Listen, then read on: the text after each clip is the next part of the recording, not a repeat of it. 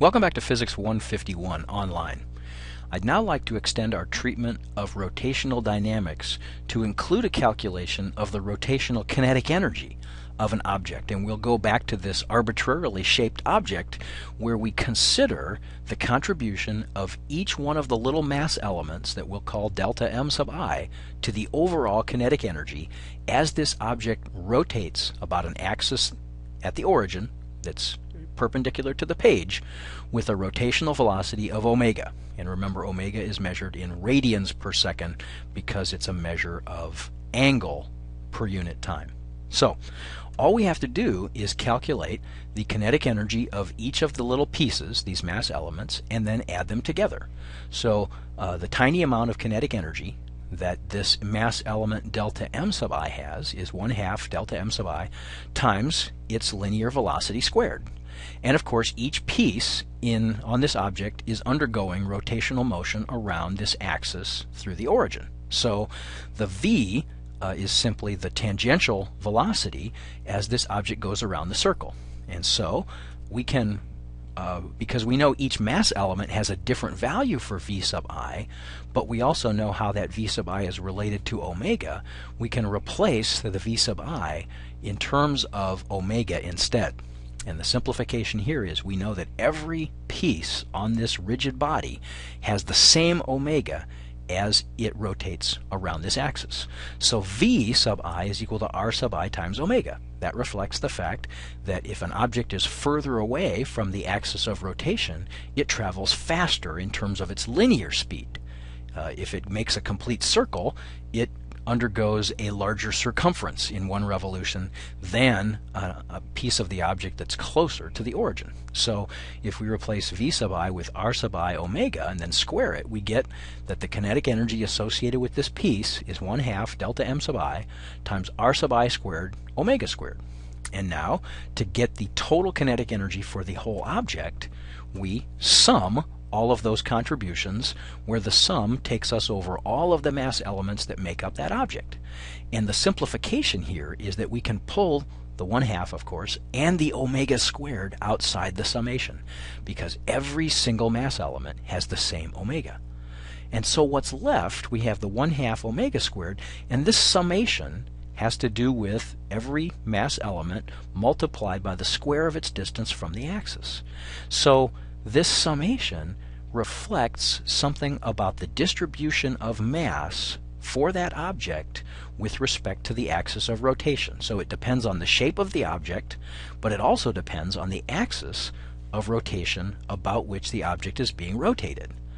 So we can also, rather than have to add up these discrete pieces of mass for some arbitrarily shaped object, we can make these mass elements smaller and smaller and smaller, and then in that limit where the mass element becomes infinitesimally small, the sum becomes an exact integral.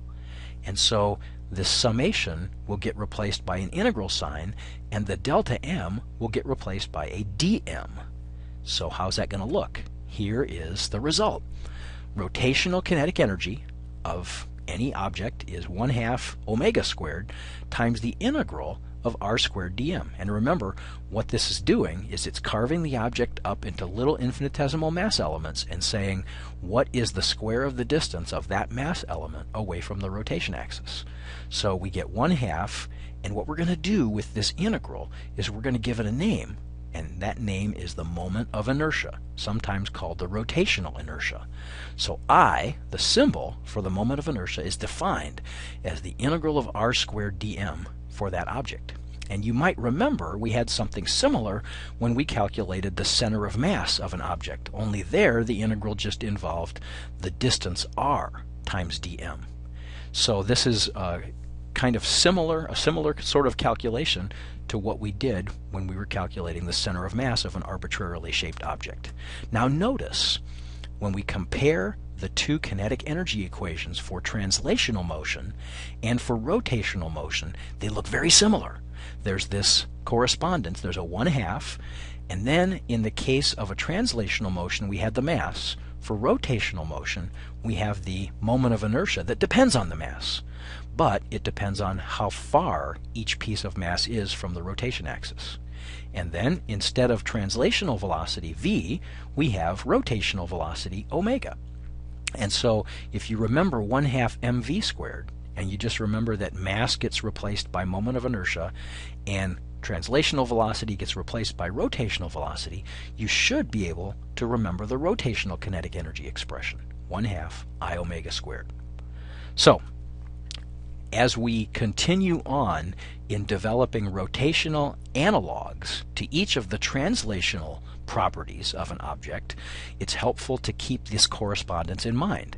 And we're not quite finished yet, but we're getting close. So remember that the translational quantities, position, velocity, and acceleration, have rotational counterparts that are rotational position, rotational velocity, and rotational acceleration. And then now we know that in translational motion, the mass gets replaced in rotational motion by this moment of inertia. And shortly, we will fill out the rest of this table when we consider what happens when a force is applied to an object that's rotating, and then how we calculate something analogous to the linear momentum of an object when it's in rotational motion. So we'll get to those shortly. This kind of a table, though, helps us remember how the formulas for translational motion go over into their counterparts for rotational motion. If you make the appropriate substitution, you get the rotational formula.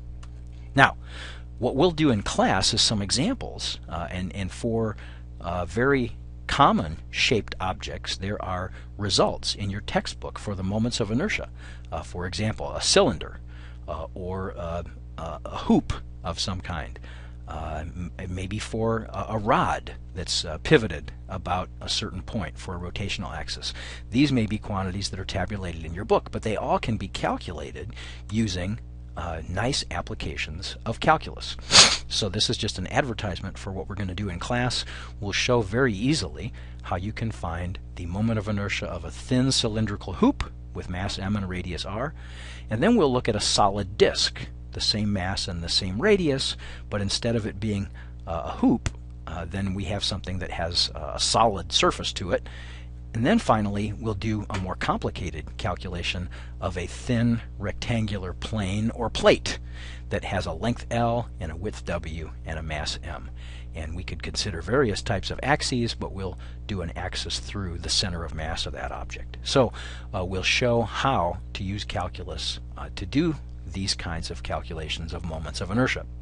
But what I also want to just say in closing here is that now that we know how to write down rotational kinetic energy, we can do example problems for energy conservation in rotational motion.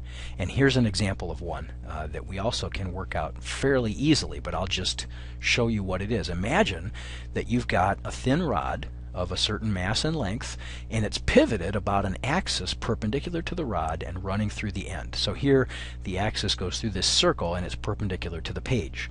So if you have that rod in the vertical position and then just give it a little nudge, it will swing around down and eventually reach the lowest position, and then it will keep on swinging. But we just want to ask the question, if we give it a little nudge, then what will be the maximum rotational speed of that object, which will of course be when it gets down to the bottom, when it's back in a vertical orientation, but where the rod now is below the axis. And so if we find out that maximum rotational speed, we can then also answer the question, what's the maximum speed of the end of the rod? So if we know the omega for the system, then we can figure out the linear speed of a point at the end of the rod. And of course, this is a very simple calculation that we can use the conservation of energy for. We'll just write down that the initial kinetic energy, what that is, the initial potential energy, the final kinetic energy, the final potential energy.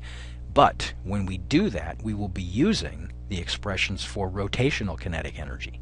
Because if we look at this system, we'll notice that it's in pure rotational motion. The axis is not moving, right? The object is rotating around the axis, and so instead of using 1/2 mv squared, we will use 1/2 I times omega squared in order to write down the kinetic energy for this object. And so we'll finish off this as an example in class, and I hope this has been helpful as you continue in expanding your understanding of rotational dynamics. I'll see you in class.